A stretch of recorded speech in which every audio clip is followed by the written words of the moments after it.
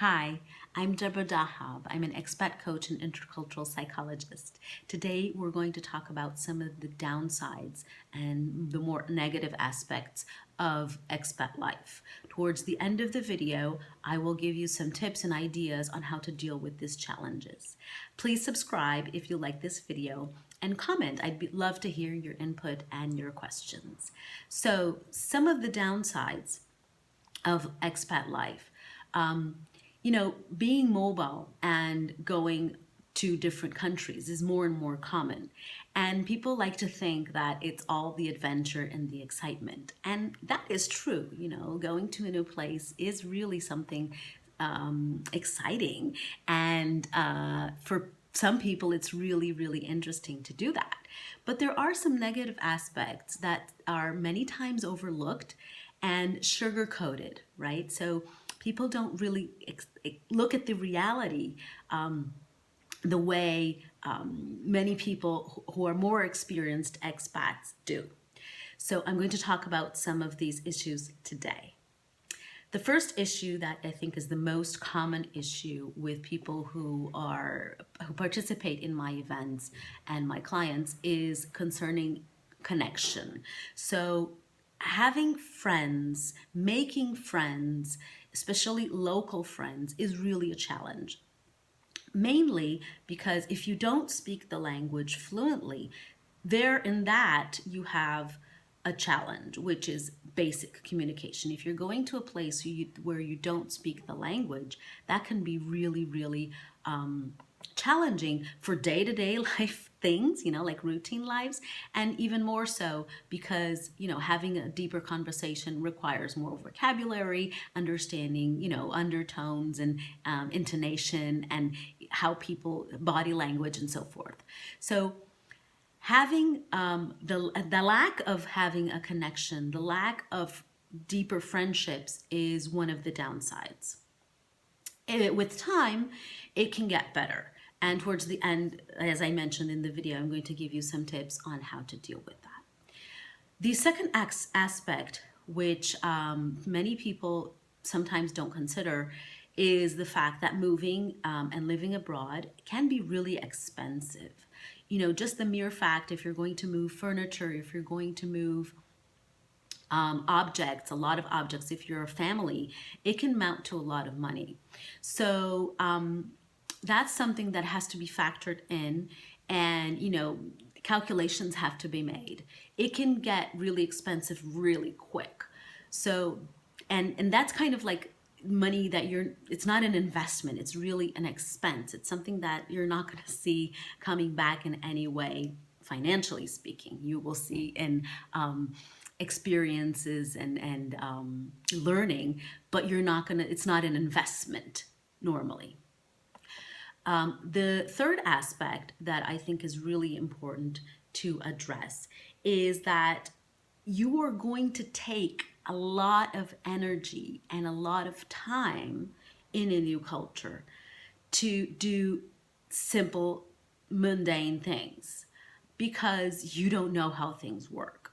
And that can be really frustrating. So someone who is used to being very productive and getting things done during the day. I had a client like that, and she was like, wow, in the States, I used to get things done in my to-do list, check it out. And here, everything is so slow. And yes, there might be a different pace of life. Of course, there might be differences in productivity and customer service in the way different cultures deal with work and productivity. But it's important to take into account that even even if given the same circumstances or similar circumstances, you yourself, you don't know how things work. So you need more mind energy. You need to think more. You need to research more to get things done. So my personal example was when I lived in France. It took me in the beginning forever to go to the grocery store, and I would look at the labels because I didn't understand, and find equivalents of ingredients that I had back home. Sometimes they didn't even exist, so you'd have to settle with something close enough.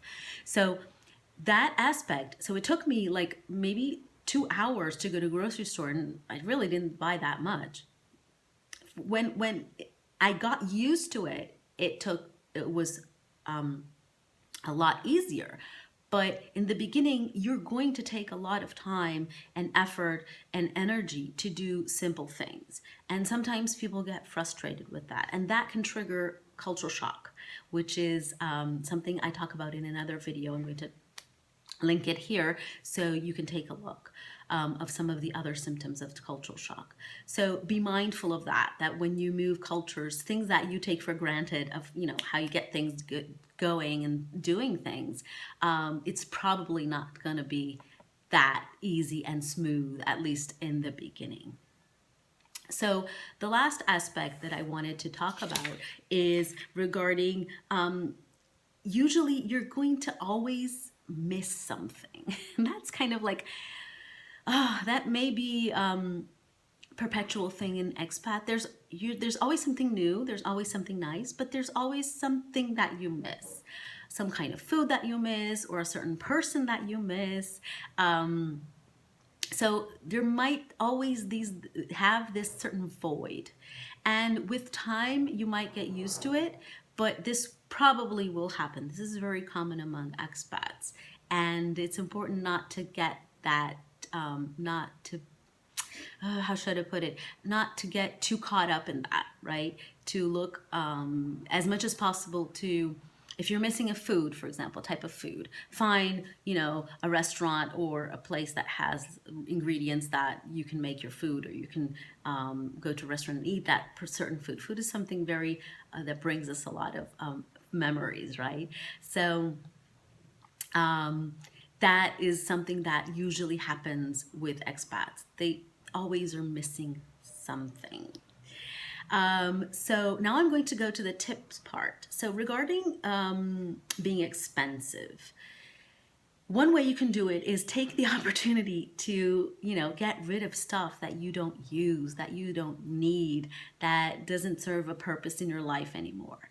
And either donate it to people who need it, or even sell it and, get funding or more funding for your trip and for your move. And try not to put things in storage right away. Try to really, let go and not hang on to things, because it's really likely that you're not going to use it anymore. If you haven't used it, or you haven't worn it, and you haven't looked at something in, 6 months, a year, you're probably not going to do that anyway.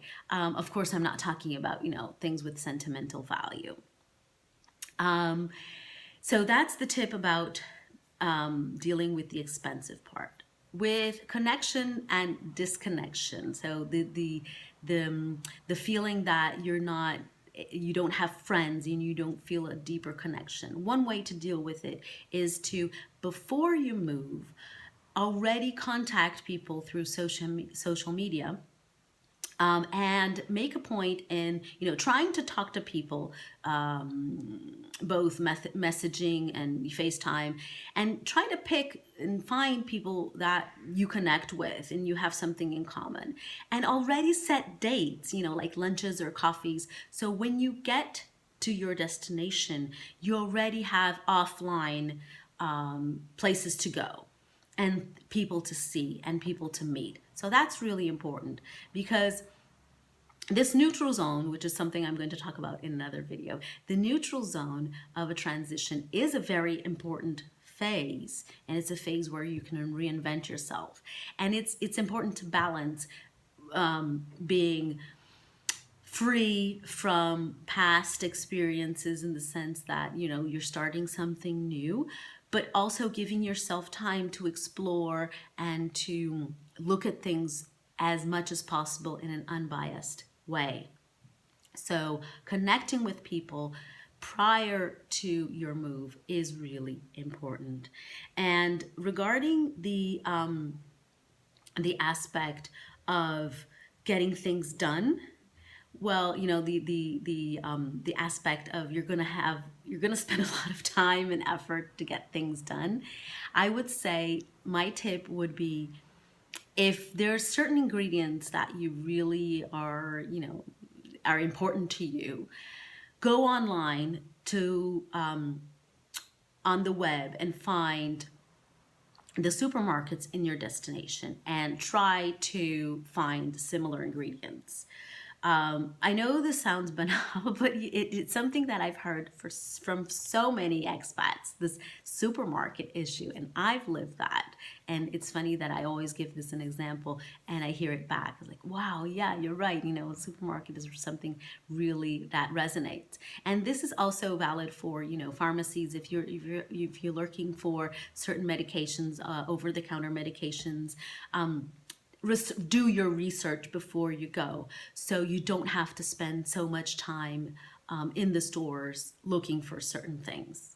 So I hope this was helpful for you. I hope you got information out of it, and we'll see you next time. Bye bye.